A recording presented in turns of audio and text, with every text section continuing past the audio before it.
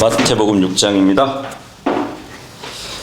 예수님은 기도에 대해서 몇 가지 지침들을 주셨죠. 첫 번째는 회당이나 거리들에서 이제 기도하기보다는 골방에 가서, 그러니까 자기만 아는 은밀한 곳으로 들어가라고 말씀해 주셨습니다. 근데 성경에 보면은 그런 예가 있죠. 창세기 24장 63절에 보면 혼자 은밀히 기도하기 위해서 이삭이 들로 이렇게 나가는 모습이 기록되어 있고요. 예수님도 산으로 올라가셔가지고 기도를 하셨어요. 그리고 베드로 같은 경우는 지붕 위로 올라갔던 것을 볼 수 있거든요. 근데 만일 그곳이 목적에 부합하지 않는다고 한다면 어떤 장소로 가도 A에 어긋나지는 않을 거예요. 하지만 만일 우리가 어쩔 수 없이 다른 사람들의 주목을 받지 않을 수 없는 그러한 환경에 처해 있다면 남에게 보이는 것보다는 기도를 아예 안 하는 것에 대한 더 큰 비방거리가 되지 않도록 기도의 의무를 게을리하면 안 될 것입니다. 그리고 두 번째 주님께서 가르쳐 주신 것은 이교도들과 같이 헛된 반복을 하지 말라는 것이에요. 기도할 때 이교도들이 우상신을 숭배하는 것 같이 하나님을 예배한다는 것, 하나님께 기도한다는 것은 왕국 백성들에게는 적합하지 않다는 것이에요. 그래서 이교도들 같은 경우는 대체로 자기들의 신을 두고 마치 자기들의 신이 자신과 같은 한 존재로 생각을 했었어요. 그래서 그들이 그 신에게 자신들이 말할 것을 이해시키고 그들의 요청을 막 그 신이 수락하도록 자기들이 요청을 받기 위해서 그 신에게 많은 말을 해야 할 필요가 있다고 생각을 했던 것이에요.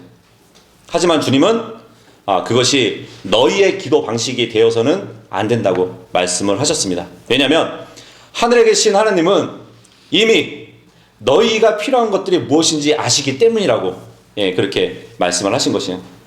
이렇게 기도라는 것은 관계성을 갖는 교제예요. 그러니까 기도라는 것은 어떤 숙제가 아니라 만남이에요.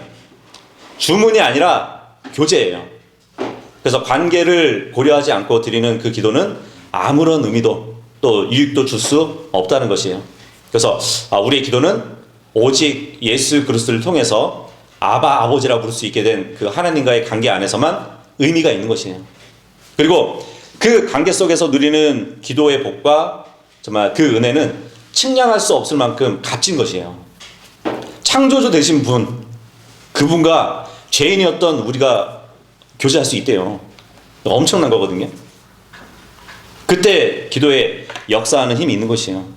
그러한 관계 속에서 기도에 역사하는 힘이 있는 것이란 말이에요.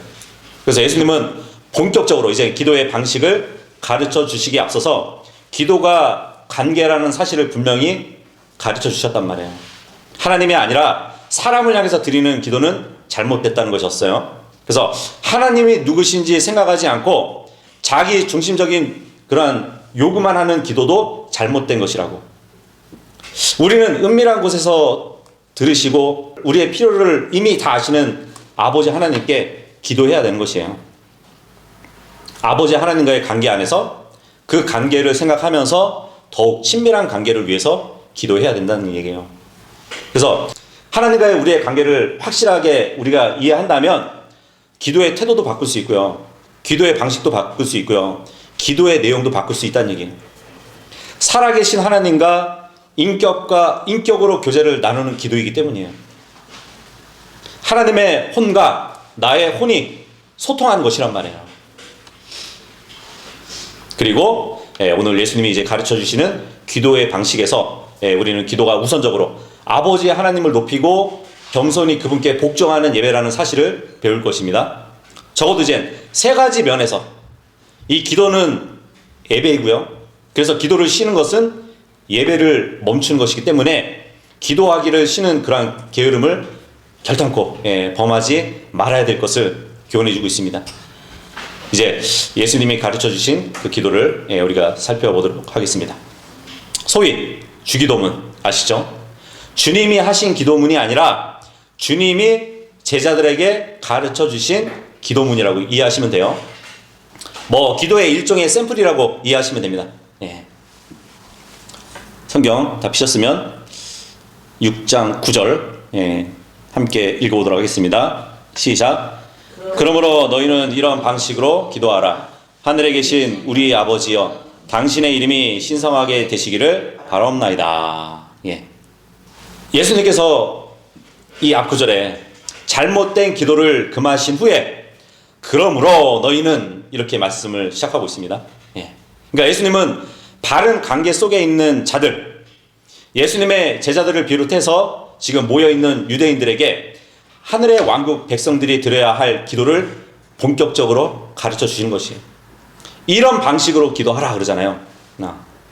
이러한 방식으로 기도하라는 이 명령은 계속해서 반복적으로 이 기도를 주문처럼 하라는 그런 말씀이 아니에요. 근데 많은 교회들이 예배 끝나고 나서 주기도문으로 마치잖아요. 그죠? 개혁성경에 너희는 이렇게 기도하라 이렇게 되어 있으니까 그렇게 기도하고 있는 거예요. 하지만 주님은 이런 방식으로 기도하라고 말씀을 하셨습니다. 그러니까 주님이 가르쳐 주신 이런 방식의 기도가 삶의 습관이 되게 하라는 명령이에요. 근데 2세기 중반에 디다케라는 문서가 있습니다. 그러니까 성경이 아니고 외경이에요. 거기에 보면은 초대교회 그리스도인들이 하루에 3번 이 주기도문을 암송했다고 그래요. 하지만 예수님의 의도는 이 내용을 주문처럼 반복해서 하라는 말씀이 아니에요. 그리고 여기 교리적으로 보면 주님이 가리키는 너희는 이렇게 말씀을 하시잖아요. 이 너희는 우리 교회를 말씀하시는 것이 아니에요. 왕국에 들어갈 백성으로서 그 백성으로서 드리는 모든 기도가 주님이 가르쳐 주신 기도의 틀에 빚어지기를, 기도의 내용이 아니라 이러한 방식에 있어서 모두가 이 기도의 원리를 따르기를 요구하신 거란 말이에요. 그러면서 말씀하십니다. 하늘에 계신 우리 아버지여, 이렇게 시작을 하라고 합니다. 예수님이 가르쳐 주신 이 기도는 왕국 백성과 관계를 맺고 계신 분, 백성의 기도를 들으시는 그 분을 부르는 것으로 시작을 하고 있는 것이에요. 여기서 하늘에 계신다는 것은 단지 그분이 계신 장소가 하늘이라고 말씀하시는 것을 넘어서 그분의 전능하심을 기억하게 하는 말씀이라고 볼 수 있겠죠. 그런 하나님께서 또 우리 아버지라고 고백을 하라고 합니다. 그죠? 우리 아버지. 이 우리 아버지라는 고백은요, 이스라엘 백성이 하나님을 부를 때의 표현이에요. 물론 우리 교회도 언제든지 기도로 친밀하게 그분께 나아갈 수도 있고 그분의 돌보심과 보호를 얻을 수 있다는 확신이 있어요. 그런데 우리 교회는 각자 개인으로서 각자 개인 안에 성령이 오셨잖아요. 그죠? 하나님의 영을 소유하고 있기 때문에 우리 하나님이 아니라 나의 하나님이라고 부를 수 있는 자들이에요. 유대인과 다르게 나의 하나님께 기도하는 자들이란 말이에요. 물론 나중에 이제 이스라엘 민족도 왕국에 들어가기 전에 새 영을 받아가지고 개인적으로 주님과 기도로 교제하게 될 것입니다. 그래서 골방을 또 언급하셨던 것이에요. 자, 그러면 기도가 예배라는 사실을 3가지 관점에서 이제 우리가 살펴보도록 하겠습니다. 예수님이 가르쳐 주신 이 기도 전반부 9절에서 10절은 3개의 요청으로 구성되어 있어요. 사실 하나의 연합된 요청이라고도 볼 수 있는데 모두 다 하나님을 예배하는 것과 관련이 있다는 얘기예요. 첫 번째는 기도 순서에 있어서 기도는 예배라는 것이에요. 예수님은 기도에 관한 가르침을 해주시고 마지막에 뭐라고 하시는지 보세요. 33절에 오직 너희는 먼저 하나님의 왕국과 그분의 의를 구하라. 그리하면 이 모든 것들이 너에게 더해지리라. 이렇게 말씀하셨잖아요. 그러니까 그날의 필요를 하나님이 공급하신다는 그것을 굳게 신뢰하면서 가장 먼저 구할 것은 하나님의 왕국과 그분의 의라고 순서를 정해주신 것이에요. 근데 이 부분에 있어서도 교리적으로는 이스라엘을 향한 말씀이지만 우리 교회가 아무런 관련이 없다고 할 수는 없어요. 우리도 이스라엘이 열망하는 만큼 하늘의 왕국을 사모하고 있기 때문이에요. 그죠? 우리는 예수님이 다스릴 그 천년왕국에서도 그리스도와 함께 통치할 자들이란 말이에요. 그렇기 때문에 하늘의 왕국을 사모하는 자들이에요. 그래서 예수님이 가르쳐 주신 기도의 내용을 보면 이스라엘을 향해 있지만 기도의 방식은 우리에게도 충분히 적용되는 가르침이라고 보시면 됩니다. 먼저 하나님의 왕국과 그분의 의를 구하라. 그리하면 이 모든 것들이 너희에게 더해지리라.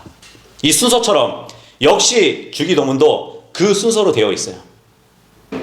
첫 번째 9절에 보니까 당신의 이름이 신성하게 되기를 바라옵나이다. 그리고 두 번째는 10절 당신의 왕국이 임하기를 바라오며 당신의 뜻이 하늘에서 이루어진 것 같이 그 뜻이 땅에서도 이루어지기를 바라옵나이다. 모두 하나님에 관한 것이잖아요. 그죠? 그리고 네 번째부터 마지막 7번째까지의 기도는 백성의 필요를 구하는 것이에요. 그런데 가장 먼저 제시된 기도는 철저하게 아버지 하나님 중심적이라는 것이에요. 근데 이런 이치를 딱 보잖아요. 십계명이 또 그러한 구조로 되어 있어요. 하나님과 관련된 법이 먼저 나오고 이웃과 관련된 법이 나중에 나오는 것과 같다는 얘기예요. 그래서 마태복음 22장 36절에서 40절에 보면 가장 크고 첫째 되는 명령이 하나님을 마음을 다하고 혼을 다하고 생각을 다하여 사랑하는 것이었잖아요. 그리고 둘째 명령이 너 자신과 같이 이웃을 사랑하라는 그 순서란 말이에요.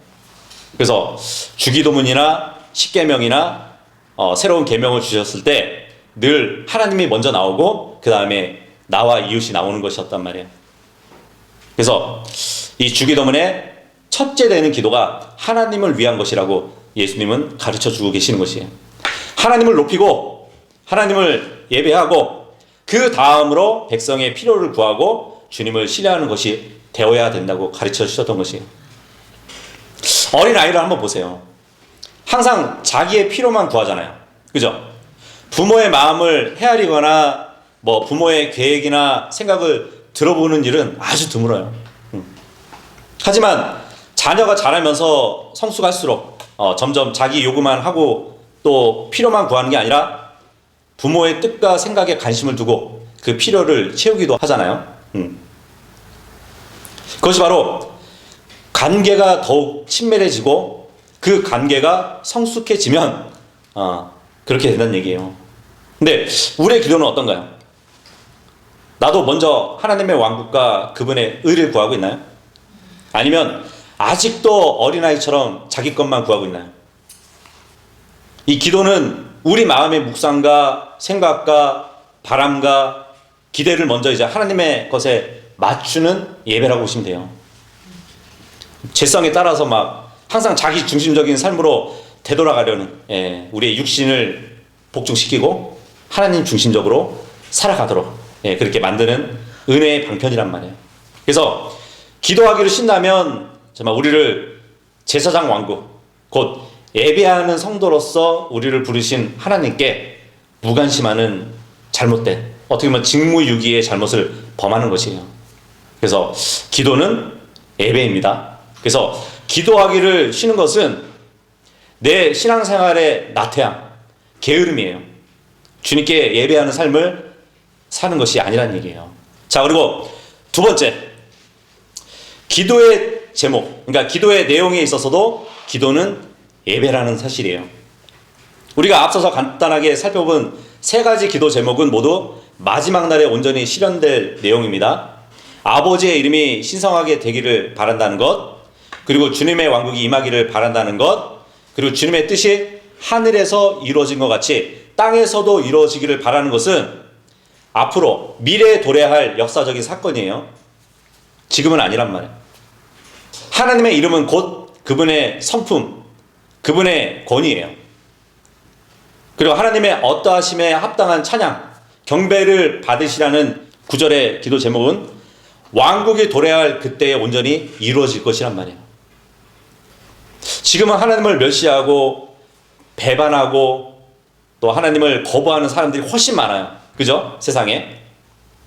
그래서 10절에서 그 왕국이 임하시기를 구한 그러니까 하나님의 왕국은 너희 안에 있다는 누가복음 17장 21절의 말씀에 따라서 주님을 따르는 백성들 안에 이미 내적으로 시작된 측면도 있어요.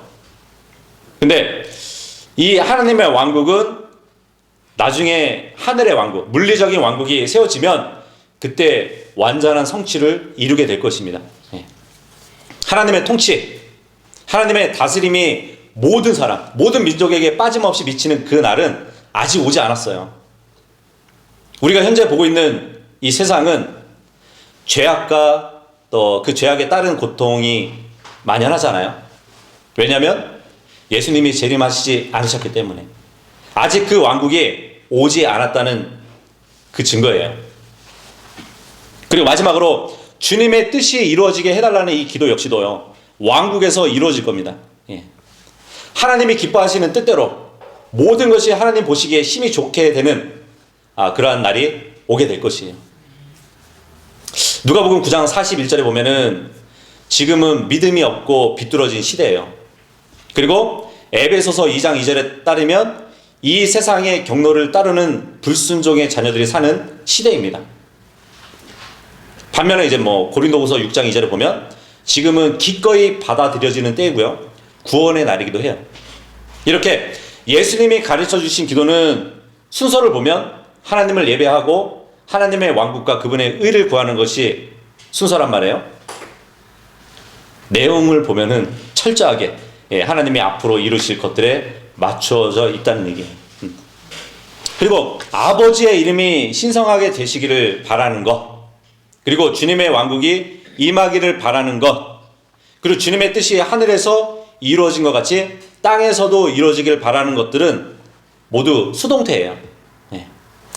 그러니까 하나님께서 자신의 권능으로 이루실 그분의 계획과 뜻을 말하고 있는 것이란 말이에요.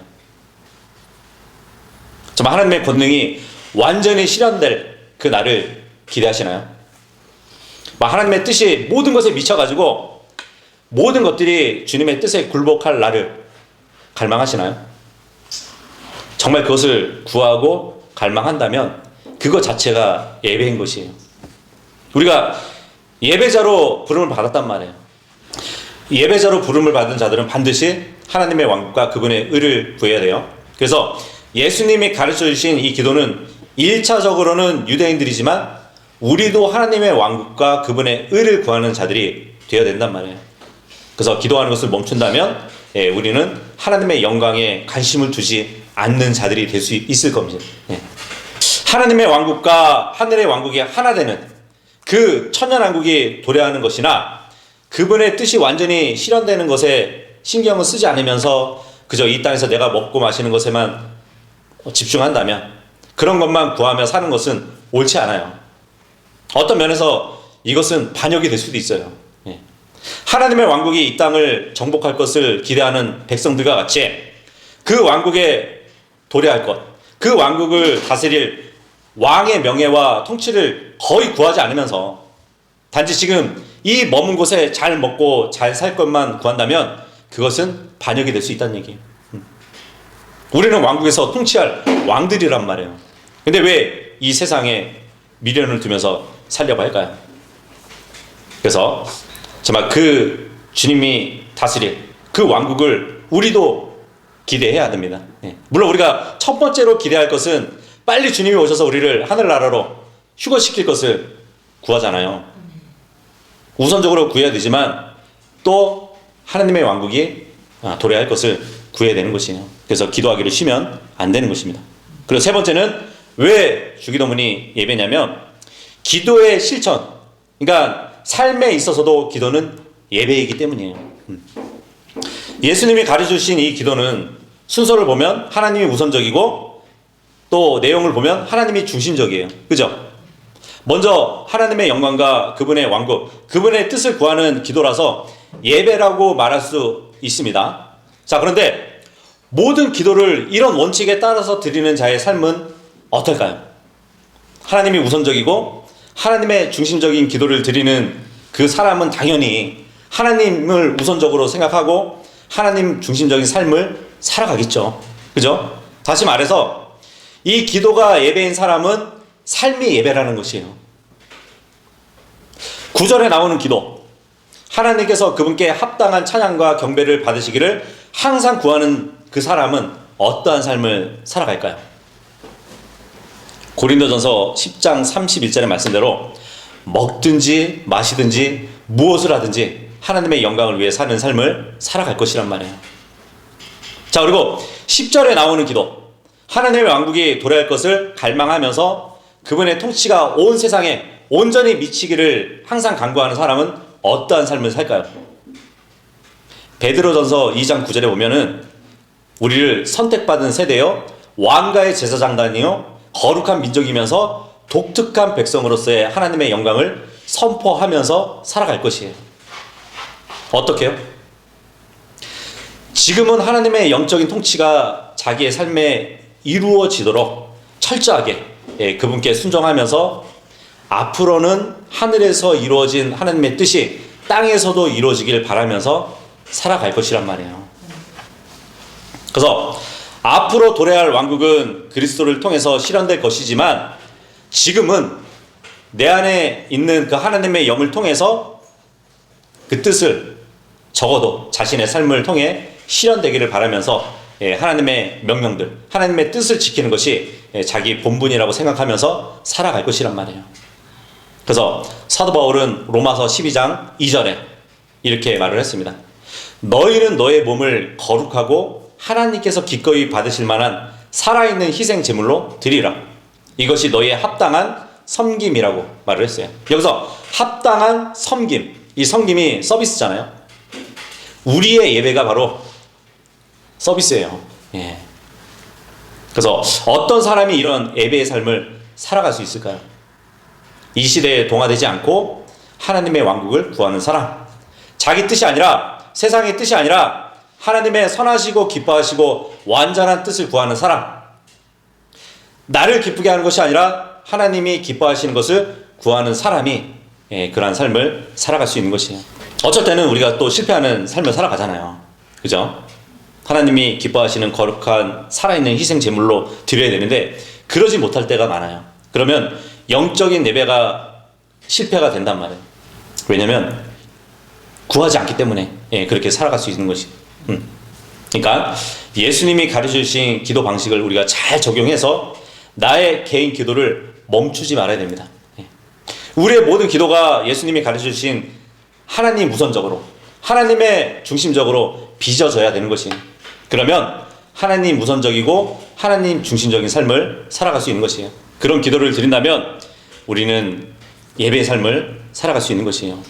성경을 보면 이제 욥이 있죠. 욥을 보면은 사람으로서의 감당할 수 있는 그런 고난을 최대한으로 받은 사람처럼 보여요. 재산을 모두 잃었죠. 자식도 모두 잃어버렸어요. 자기 배우자도 자신을 이해하지 못하고 하나님을 막 저주하라고. 친구들도 자신을 정죄하는 그런 상황에서 물론 낙심하고 탄식하기도 했어요. 그럼에도 불구하고 놀라운 믿음을 보여준 인물이 바로 욥이에요. 그래서 이 에스겔 예언자는 욥을 가리켜서 대표적인 의인으로 꼽았어요. 그리고 신약에서는 야고보가 역시 욥의 인내를 복되다고 그렇게 칭찬을 했었습니다. 근데 그러한 비결이 어디서 나왔을까요? 욥기서 1장 1절에 보면 욥은 완전하고 정직하고 하나님을 두려워하고 악에서 떠난 자였다고 기록되어 있어요. 그 대표적인 장면을 우리가 볼 수 있는데 욥이 이제 한 번은 자기의 생일 잔치를 엽니다. 자기의 생일 잔치를 딱 마치고 나서 혹시라도 자녀들이 하나님을 저주하는 죄를 짓지 않았을까 해가지고 번제를 드렸어요. 뭐 죄를 진 것을 확인하고 번제를 드린 게 아니라 혹시라도 자녀들이 죄를 졌을까봐 번제를 드렸다는 것이에요. 그래서 욥은 이렇게 하나님의 이름이 높임 받기를 구했던 사람이에요. 그것을 구했고 그것을 위해 살았던 사람이었어요. 기도는 예배입니다. 그러니까 기도하기를 쉬면 안 되는 것이에요. 우리는 영원히 경배받으시기에 합당하신 그러니까 하나님을 아버지라 부르고 있어요. 그리고 그분의 왕국과 의를 진실로 사랑하는 자들이에요. 기도할 수 없을 만큼의 큰 문제도 없고요. 기도가 해결하지 못할 장애물도 없어요. 왜냐하면 우리 하나님께서는 모든 문제보다 크신 분이기 때문이에요. 그죠? 자, 그리고 네 번째, 주님이 가르쳐 주신 이 기도를 통해서 우리가 볼 수 있는 것은, 기도라는 것은 공급하시는 하나님을 신뢰하는 것이에요. 그러니까 기도라는 것은 추상적이고 막연한 믿음의 고백이 아니란 말이에요. 하나님께서 우리의 필요를 이미 아시고 공급하실 것을 신뢰하는 고백이라는 것이에요. 11절, 이날 우리에게 우리의 일용할 빵을 주시옵고. 빵을 구하라고 합니다. 여기 빵을 구하라고 말씀하셨지만 먹을 것만 가리키는 것은 아니에요. 이 양식을 수식하는 말이 뭐죠? 일용함이잖아요. 그죠? 이 일용할이라는 이 말은 매일의 필요, 마지막 날의 필요까지 구하는 것으로 범위가 굉장히 넓어요. 실제로 유대인은 아침 기도에서 오늘의 필요를 구하고요, 저녁 기도에서 내일의 양식을 구했다고 합니다. 그러니까 대부분 하루 일당을 받고 사는 그 사람들에게 매일의 공급은 정말 절실한 기도였을 것이에요. 무엇을 먹을까? 무엇으로 입혀질까? 무엇을 마실까? 실제적인 그들의 염려였단 말이에요. 하지만 오늘날 우리는 이제 뭐 냉장고에 음식이 가득하고 옷장에 옷이 가득하고 적어도 한 달 급여를 받고 살잖아요. 큰 염려 없이 살아간단 말이에요. 물론 염려하지 않는 것은 좋은 일이지만 그만큼 하나님께 철저히 의존하는 일이 적어질 수 있어요. 그래서 주님이 가르쳐 주십니다. 이날 우리에게 우리의 일용할 빵을 주시옵고. 사실 이 기도 내용은 교리적으로 보면은 이제 환란 때에 유대인들이 구할 기도 내용이에요. 대환란 때에는 짐승의 표를 받지 않아 가지고 유대인들이 매매도 할 수 없고요, 또 자기들을 말살하려고 하는 적그리스도를 피해 가지고 광야로 도망쳐요. 그 광야에서 지내게 될 것인데, 하나님께서 출애굽 때 만나를 공급해 주셨듯이 그 대환란 때에도 유대인들에게 빵을 공급해 주실 것을 구하는 그 기도 내용이에요. 근데 그 내용을 가르쳐 주시는 그 예수님이 바로 나중에 빵을 공급하실 하나님이세요. 비록 왕으로서 법령을 선포하시지만 우리가 전에도 말씀드렸다시피 주님은 자신을 거부할 자신의 백성들이 대환란을 겪을 그것까지 미리 바라보시고 말씀하신단 말이에요. 그래서 주님이 산상 설교를 하실 때는 그 내용들은 다 왕국에서만 이루어지는 것이 아니라 대환란 때도 적용할 말씀들을 해주시는 것이에요. 그래서 연대기적으로 보면 이제 대환란에서 왕국까지의 기간에 행할 일이 섞여 있다고 보시면 됩니다. 어쨌든 이날 우리에게 일용할 빵을 주시옵고, 이것도 우리 신학 성도에게도 매일 하나님께 의존해야 된다는 사실을 깨우쳐 주는 거예요. 그분이 주지 않으면 우리가 생존할 수 없다는 걸 우리는 교훈받아야 됩니다. 넉넉하고 풍족한 우리도 염려할 때가 있어요. 그죠? 병에 들거나 갑작스러운 경제적인 타격을 입을 수도 있고요, 뭐 간절히 원하는 배우자가 있거나 아니면 자녀를 얻지 못할 때 굉장히 깊은 염려에 빠지게 된단 말이에요. 근데 예수님은 내일 일을 위하여 염려하지 말라고 또 마태복음 6장 34절에 말씀하기도 하셨습니다. 왜냐하면 염려가 우리 상황을 조금 더 개선하지 못해요. 도리어 하나님에 대한 신뢰를 갉아먹기 때문이에요. 그래서 우리는 도리어 기도해야 된다는 것이에요. 이 모든 것이 우리에게 있어야 할 줄 아시고 이 모든 것을 우리에게 더하실 능력이 있는 아버지를 신뢰하면서 간절히 구해야 된다는 얘기예요.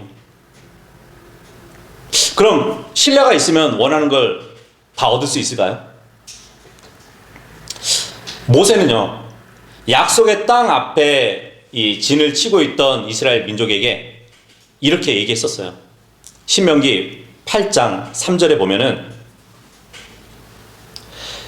그분께서 너를 겸손하게 하셨고 배고픔을 감내하게 하셨으며 너도 모르고 너의 조상들도 몰랐던 만나로 너희를 먹이셨으며 그분께서 너로 하여금 사람이 빵으로만 살 것이 아니요 다만 주의 입에서 나오는 각각의 모든 말씀으로 사람이 사는 것임을 알게 하려 하심이라 그래요.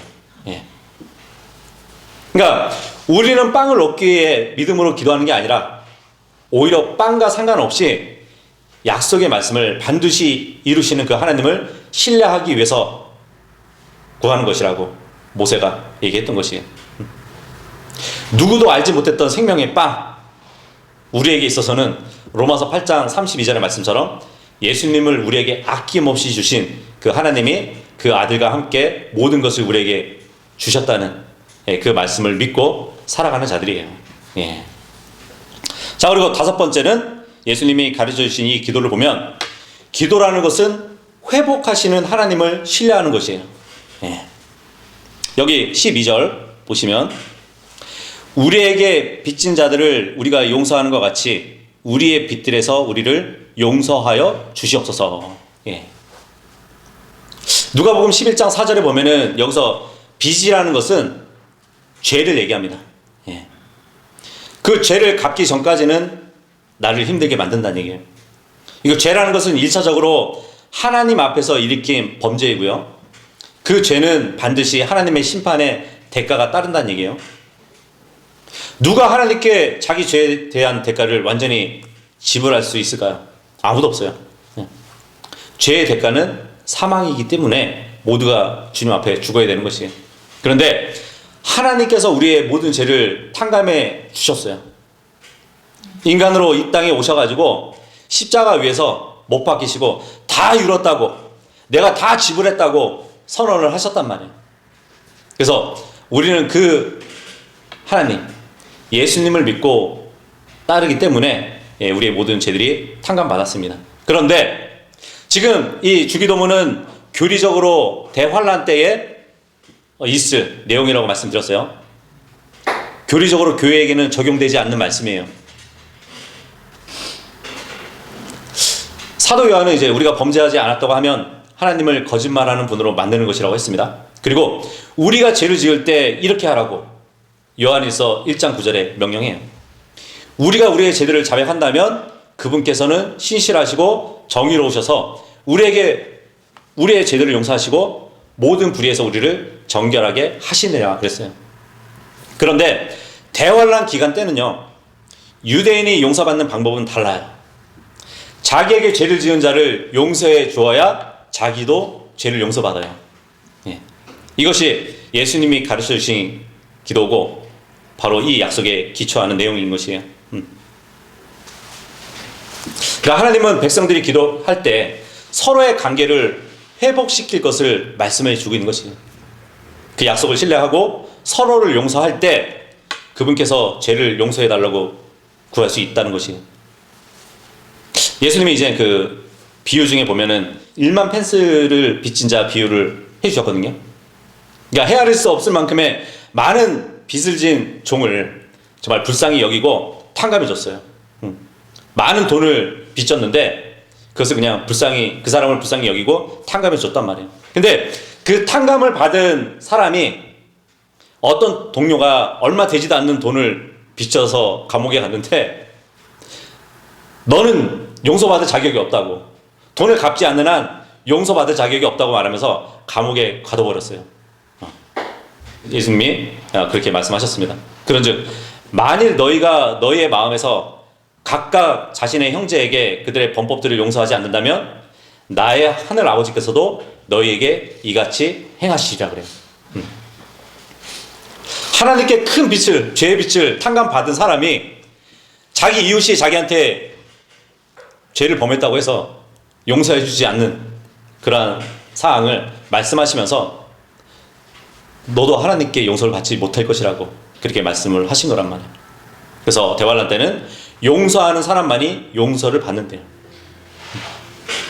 또 용서를 받은 사람은 용서하는 사람이라고 볼 수 있겠죠. 자, 그리고 여섯 번째, 이 기도라는 것은 보호하시는 하나님을 신뢰하는 것이에요. 13절에 보면 또한 우리를 시험으로 인도하지 마시고 다만 악에서 우리를 구출하여 주시옵소서. 이는 그 왕국과 그 권능과 그 영광이 영원토록 아버지의 것이기 때문이옵나이다. 아멘. 그러죠. 이제 마지막으로 13절은 우리의 보호자, 아버지 하나님께 보호를 신뢰하면서 구하는 기도예요. 하나님이 우리를 시험에 들게 하시는 분인가요? 야고보서를 보면은 그렇지 않다고 말해요. 하나님께서는 악으로 시험을 당할 수도 없고 또 그분께서 어떤 사람도 악으로 시험하지 않으신대요. 여기서 악으로 시험하지 않는다는 것은 죄로 유혹시키는 시험을 얘기합니다. 그러니까 우리의 믿음을 뿌리채 뽑히도록 막 흔들어대고 악에 빠지게 만드는 그런 시험, 그 유혹은 누가 하냐면 사탄이 주도를 해요. 마찬가지 대환란 때에는 이제 육화된 사탄이 이스라엘을 괴롭힐 것이에요. 예수님이 가르쳐 주신 이 기도에 악이 나오는 것이에요. 악한 자 사탄이 유대 백성을 죄와 파멸의 열매로 빠져들게 할 것이란 말이에요. 그래서 죄가 얼마나 강하고 끈질기고 파괴적인지 그것을 느낄 때 사탄이 얼마나 강력하고 지혜롭고 악한지 체감할 때 이스라엘 백성을 넘어뜨리려고 하는 이 사탄의 함정에서 하나님은 능히 그들을 보호하실 것이에요. 이렇게 예수님이 가르쳐 주신 기도에서 하나님을 향한 완전한 신뢰와 믿음을 볼 수 있는 것이에요. 하나님은 풍족하게 공급하시는 아버지시고요. 놀랍게 회복해 주시는 아버지시고요. 신실하게 보호해 주시는 아버지세요. 그 아버지를 믿는다면 그 믿는다는 고백, 신뢰한다는 고백, 철저히 의지하고 그분이 베푸실 것을 확신한다는 그 고백이 바로 기도라는 것이에요. 그래서 기도는 신뢰입니다. 하나님은 지금 우리의 기도에서 이런 믿음을 보길 원하세요. 우리가 신뢰하는 하나님은 정말 100세 나이에 노 부부에게 아기를 안겨주신 분이잖아요. 남편이 죽고 홀로 된 여인에게 유산을 구속해줄 남편을 만나게 해주신 분이란 말이에요. 홍해를 딱 가르시고 적군을 피하게 하신 분이고요. 먹을 것, 입을 것, 마실 것, 그것이 없는 그 사막에서도 40년간 이스라엘 백성들을 매일 먹을 것, 입을 것, 마실 것을 공급하신 분이에요. 나면서부터 눈먼 자를 보게 하시고요. 정말 유대인과 이방인처럼 섞일 수 없는 그 민족을 한 몸으로 만드신 분이에요. 교회를 박해하고 죽인 자를 그리스도의 사도로 만드신 분이시고요. 인류 역사에 끊임없이 하나님의 백성을 몰살시키려고 했던 사탄의 시도에서 자기 백성을 구원하시고 악을 선으로 바꿔주신 그러한 분이란 말이에요. 특히 하나님께서 아들을 보내주셔가지고 자기 백성의 죄값을 대신 지고 죽게 하신 것은 정말 하나님을 신뢰하지 못할 그 어떤 핑계도 만들 수 없게 만드신 분이에요. 그래서 정말 우리는 아버지 하나님을 얼마나 신뢰하는지 돌아봐야 돼요.